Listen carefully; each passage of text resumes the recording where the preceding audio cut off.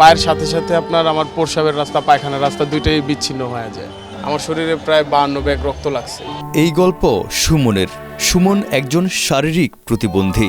2018 সালে মোটরসাইকেল দুর্ঘটনায় তিনি হারিয়েছেন তার দুটি পা।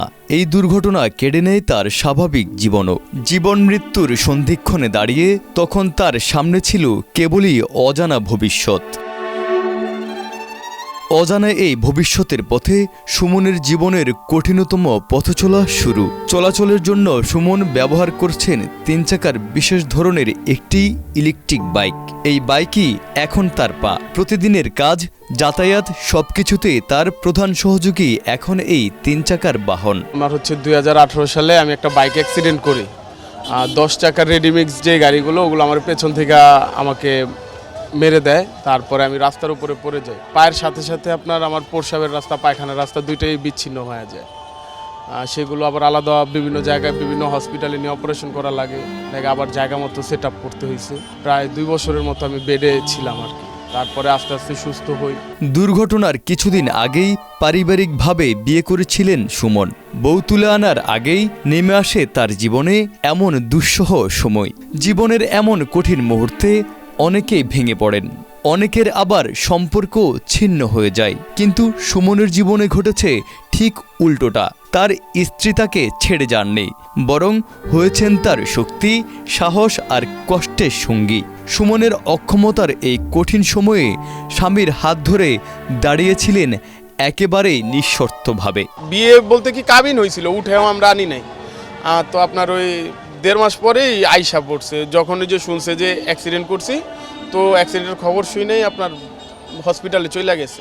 ওর গার্ডিয়ান সবাই বুঝাইছে যে আসলে এখানে তো তোমার ভবিষ্যৎ নাই, তুমি কি করবা।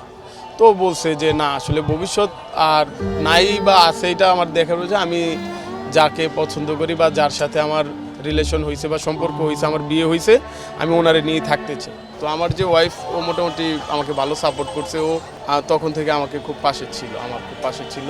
বিশেষ করে আমার বন্ধুদের সাপোর্টটা বেশি পাইছি। আমার শরীরে প্রায় 52 ব্যাগ রক্ত লাগছে। এই রক্তগুলো সব বাইরে থেকে কিনা লাগে না, আমার বন্ধুরা এইসব ম্যানেজ করে দিচ্ছে। রাজধানীর মোহাম্মদপুর বেড়িবাঁধ এলাকায় মোবাইল ফ্রিল্যান্সিং সার্ভিস লেনদেনের ব্যবসা করে সুমন এখন সফল।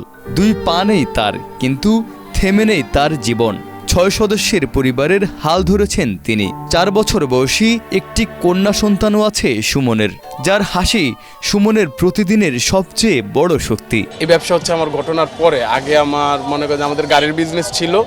তো অ্যাক্সিডেন্টের পরে আমরা ফাইন্যান্সিয়ালভাবে একটু দুর্বল হয়ে যাই। এই অ্যাক্সিডেন্টের পরে অনেক টাকা পয়সা লাগে। তো আব্বা আমাদের গাড়ির বিজনেস আস্তে আস্তে একটা করে গাড়ি বিক্রি করতে করতে দেখে যে না, হয় না। আমার এক ভাই আছে, তো উনি পরামর্শ দিল যে তুমি এক কাজ করো, একটা ফ্লেক্সি লোডের দোকান দিতে পারো। বৈশা তোমার হাসলে করার মতো এই একটা কাজে আমি দেখি। এই যাত্রায় সুমনের বাবা মায়ের পাশাপাশি প্রতিবেশীদের ভূমিকাও অপরিসীম। শারীরিক অক্ষমতায় যেখানেই প্রয়োজন সেখানেই পাশে দাঁড়ান তারা। সুমনের এই কঠিন সময়ে সকলের সার্বিক সহযোগিতা সুমনকে দিয়েছে নতুন করে বাঁচার সাহস। এরকম অবস্থায় অনেকে ভিক্ষা করে, অনেকে অনেক কিছু করে আর কি। তো সুমন ভাই একটা ব্যবসা দিয়ে পড়ছে, আলহামদুলিল্লাহ আমরাও সহযোগিতা করি। আর উনিও আমাদের প্রতি সবসময় খেয়াল রাখে। এই আশপাশে সবাই সহযোগিতা করে সব বিষয়ে। উনি ব্যক্তি হিসাবে অনেক ভালো কাজ করে। উনির বাবা একমাত্র যান জীবন, উনির বাবাই আসে যায়, খেদমত, খাওয়া, খাদ্য, কখন কোন জিনিসটা লাগবে সবসময় আর বাবা আর পাশে দাঁড়িয়ে থাকে। জীবন কখনো কখনো এমন মোড় নেয় যেখানে এক মুহূর্তেই বদলে যায় সব। স্বপ্ন, ভবিষ্যৎ, চলার পথ সবকিছুই যেন থমকে দাঁড়ায় কিছু ভয়াবহ দুর্ঘটনায়। কিন্তু জীবনের এমন কঠিন মুহূর্ত থেকেও যদি কেউ ঘুরে দাঁড়িয়ে যায়, নতুন করে বাঁচার গল্প লেখে, তাহলে সেই গল্প শুধু তার একার থাকে না, হয়ে ওঠে আমাদের সবার অনুপ্রেরণা। অভি আরিফ, মাই টিভি।